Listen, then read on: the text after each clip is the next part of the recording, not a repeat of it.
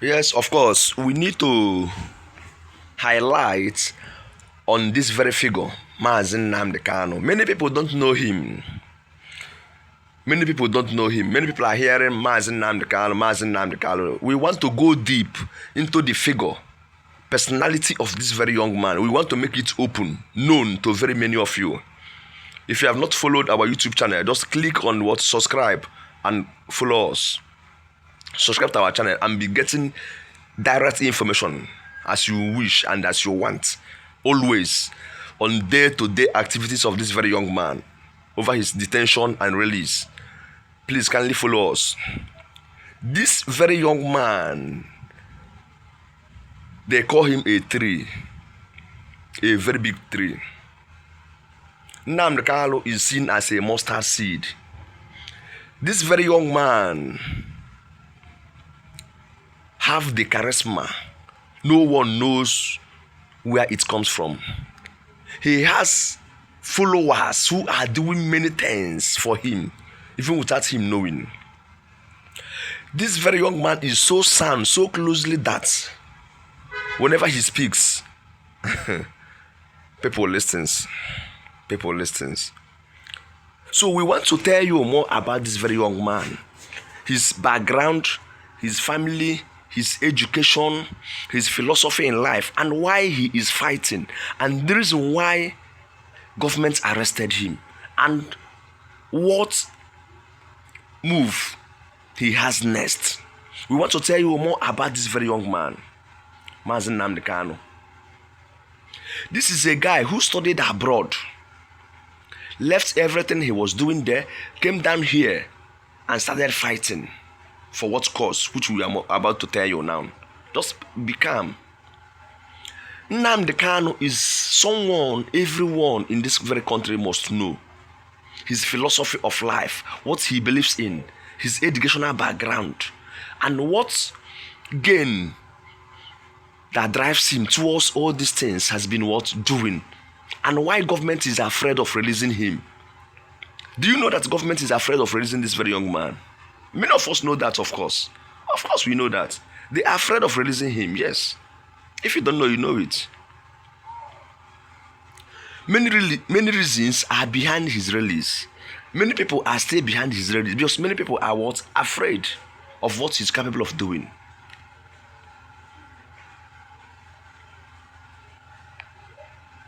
Now, let's go. Mazi Nnamdi Kanu is a Nigerian-born political activist, Nigerian-British political activist, and the leader of the Indigenous People of Biafra, IPOB, a movement seeking the secession of the southeastern region of Nigeria. He was born on September 25th, 1967. This guy was born in 1967, as young as he is, 1967. In Isiama, Afaruku, Omahia, Abia State. Into a royal family. Remember, this guy is from a royal family. Royal family. Not that he started poor. He's from a royal family. Imagine Nigerian British born figure. He's a dual citizen of Nigeria and Britain. So he has nothing to lose. If he never started fighting over this, he can get employment there, start living with his family, being happy, enjoy his life. But what is that is pushing him towards these things he's doing? This is what we want to know. Let's go. He's from Abia State, into a royal family with his late father, Eze Israel Kanu, being a traditional ruler. Kanu studied political economics. He studied political economics at London Metropolitan University in the United Kingdom, where he began expressing strong political opinions about Nigerian structure. This guy is never moved by the system of Nigerian operations. The systems operating in Nigeria, that is what pushed him. He started having different ideology about some certain political narratives, activities in Nigerian political hemisphere. Now let's go. His philosophy centers on self-determination. He really believed that someone should be free to do and exercise his political what? Freedom, to be independent, to be alone, to develop your what area. That is what he believe in. But Nigeria never never permits that, you know. The self-determination, justice, and what? Restoration of what? Biafra. Remember, Ojukwu started this Biafra in 1967. In 1967, but Ojukwu could not finish it, and this guy deemed it fit to continue from where Ojukwu stopped. Remember, he was born 1960. What? He was born in 1967. That's 1967. Biafra started. He was born the year that war started. War started 1967, and that was the same year Nnamdi Kanu was born, 1967. So, are you seeing the fates here? His philosophy centers on what? Self-determination, justice, the restoration of what? Biafra as an independent state. This guy really wants Biafra to be restored as an independent state. Inspired by the perceived marginalization of what? The Igbo people, because Igbo people seems to be marginalized in Nigeria. Side-lobed appointments right from 1999 till date. Igbos are being set aside as minority, that they have nothing to offer, that they are not part of Nigeria. This aggravated the stances of this very young man.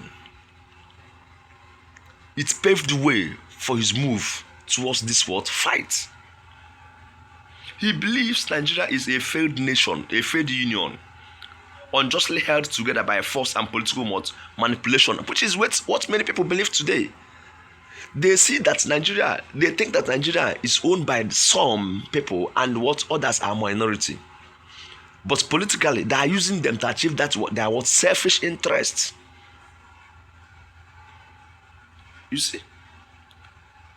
So he just believed that Igbos are unjustly held together by force and political manipulation. Kanu gained prominence through Radio Biafra. This Radio Biafra, everyone in Nigeria listens to this. Many people listen to this. Many people do listen to this. Many people listen to this Radio Biafra. And this thing has what? International connection. This Radio Biafra is not only in Nigeria. You can get it anywhere, free of charge. And when you listen to him, you will understand everything about political development in Nigeria, how everything started, and where Nigeria is heading. And this guy clearly stated that Nigerian future is bleak, totally bleak. That is why many youths are following him. That's why many youths are following him, because many things, this guy is of the opinion that Nigerian political leaders travels outside. When they travel outside, they borrow manipulative tendencies of the whites and come and manipulate Nigerians. But the goodies over there, they can't borrow those ones. They see the goodies as bad, then the bad things there, they borrow it here. These things pushed him towards telling Nigerians that most of these political leaders, their families are enjoying outside there, whereas they catch many people here suffering. No future for the youth, no job for the youth. Graduates are looming the streets hopelessly. First class graduates. That is why crime is everywhere. And this guy keep on saying that the reasons why crime is everywhere is because of what? The political narrative, unable of government to settle and create employment opportunities for the youth, industrialization, where people will be fixed. Even to speak, many things are being imported to Nigeria, but why? This is what this guy has been emphasizing on. Let's go. He perceived marginalization of the Igbo people. He believes Nigeria is a failed nation, unjustly held together by force and political manipulations. Kanu gained prominence through Radio Biafra, which he used to broadcast messages about Biafra's independence and to mobilize supporters.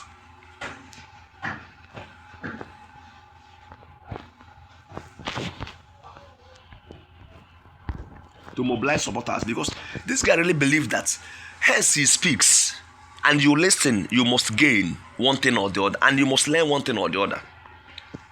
That is his charisma.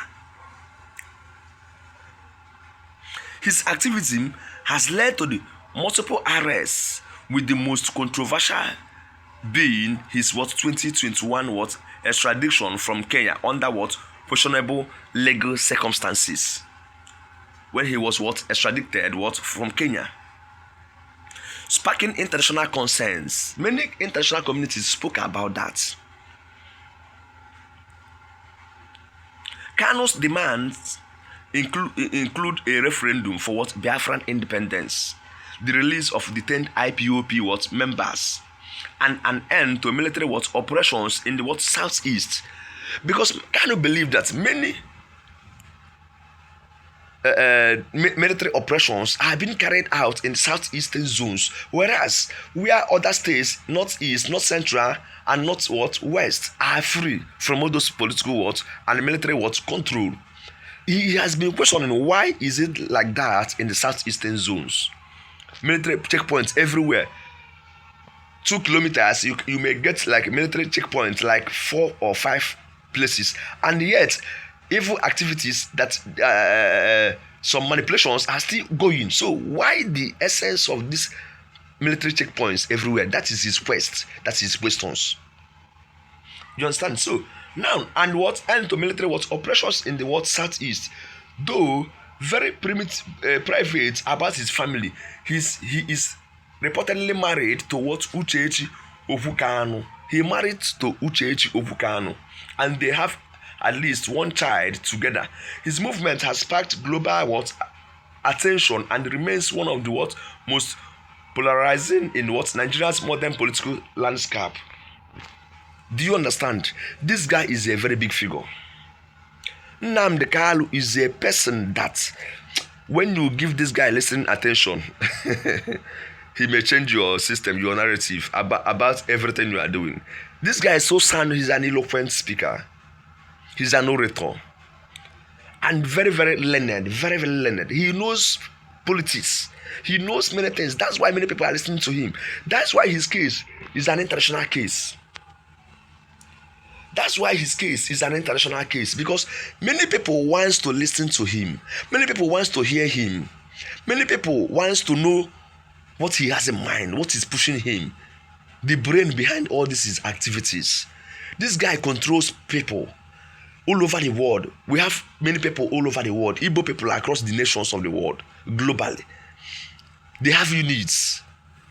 Many people support this guy because the evil government, the bad leadership in Nigeria and Africa is giving him sleepless nights. Because when you go outside the world, when you go Western world, you see developments, you see things, what the politicians are doing for the citizens, social benefits, social gains. But when you come here, it is only selfish interest.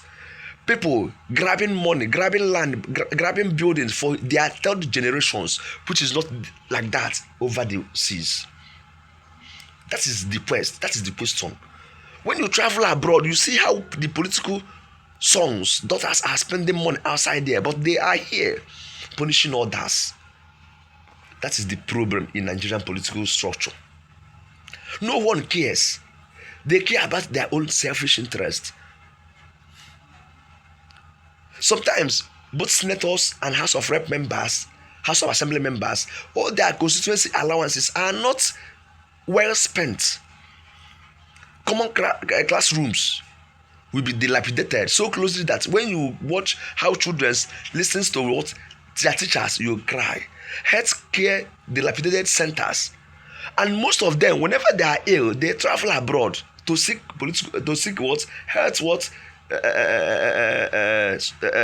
health personnel. But you will be in government. You will be a governor. You won't put up a good hospitals for you to attend, your family to attend. Then you will be there saying that you are doing something, but immediately after your tenure, you start going abroad for medical checkups, medical treatments. Then those ones in your state, whom do you leave it for? Whom is this? Are they there for the pigs? For who? That is the problem in Nigeria. How many senators are abroad? How many foreigners have landed to Nigeria to seek health redress, health attention, to visit our hospitals. Why? Because we are not getting it right. We are not doing what we're supposed to do. That is the quest for these crimes everywhere all over Nigeria. All these secessions, sprouting places. That is the question. That is why. Now, federal governments are afraid of releasing this very young man. They are afraid. Yes, that is why they are still holding him in detention. Let me just chip to you, show you why they are afraid of releasing this very young man. Because it is likely seen, it is apparent that they are afraid of releasing him, even despite seeing that nothing is hitched over his detention. He has been cleared in Kenya and in Nigerian courts of jurisdictions that he is clear. But why are they still holding him? This is what we are going to talk now. Listen and listen good. Follow. The federal government appears reluctant to release Mazi Nnamdi Kanu due to several sensitive reasons. They are afraid of releasing him because of several sensitive reasons, and these reasons are these: political, security, and legal reasons. National security concerns. They are afraid of Nnamdi Kanu based on national security. His release could reignite mass protests, sit-at-home orders, or unrest in Southeast, which the government and the governors have been afraid of. Because most of these reasons why this guy is still in detention is because of these Southeastern governors, because they are afraid, because of their governance, because of their leadership styles. Because this guy may sprout out some certain things over their states. That is why they are afraid. And this guy controls figures, masses. I'm telling you the truth. So the government see him as a threat and to stability. Political symbolism. Kanu has become a powerful symbol for Biafran agitation. Releasing him without a resolution may empower separatist movement across the nation. Are you seeing it? This is what we have been saying on our past videos. I keep on saying it. Please, if you have not subscribed to our channel, please kindly click subscribe, please. Kindly click subscribe and follow us, please. Thank you so much. This guy is a powerful man. This guy is so powerful. That is why government is afraid. Government is afraid because if they release him, protests may go across the southeastern zones, which may be a threat towards security and peace. Now, another one is pending court cases. He faced charges including terrorism and treasonable felony, but most of these things has been cleared. Yes, but governments are still afraid. International implications. His arrest and repatriation from Kenya raised legal and human rights issues. Releasing him now could be seen as admitting to wrongdoing, complicating Nigeria's diplomatic positions. Are you seeing it? Because Nigerians, as they are studying this guy and international community and what may come up after his release. That is another thing. It's not only about his release, but the aftermath and then surrounding his release. Because governments don't want to be a scapegoat or talk of international community. They want to maintain some certain levels and certain standard, thereby organizing his release negotiations. They are preparing agreements. Currently, they are preparing an agreement for him, so that before his release, he will sign it with shorties. Because I think they may not like to release him just like that. They want a situation whereby there will be a guardian, a control, a limit to his actions, and to a stop to some certain activities he has been following and he has been doing. So I think they want to stop some activities this young man has been doing. So another one is fear of losing control. The government may worry that his release could weaken his authority or signal that public pressure can override state power. Do you see it now? So it is a mixture of law, politics, and fear of setting a precedent. So this very young man is powerful, and it requires brain. It is not something government should do like that with force. They want to plan and handle everything with care and control. That is why they are negotiating. So this negotiation will just attract figures that will come together and reason that this is what may happen if this guy is being released. But look at the limits. And this is how we are going to control him if he continues the activities banned on him not to do. So this is what they are doing now. So with short period of time, these things will be ready and Nnamdi Kanu will be released. Yes, but here in our YouTube channel, we must be giving you the right information, everything you need to know about this very young man. So keep calm and subscribe. If you have never clicked this subscribe button, please kindly do so now and follow us. You should be getting our information, everything about him, daily active, everything about Nnamdi Kanu and some other political actions in Nigeria. Kindly follow us and be part of this family. Thank you so much. Do have a lovely day ahead.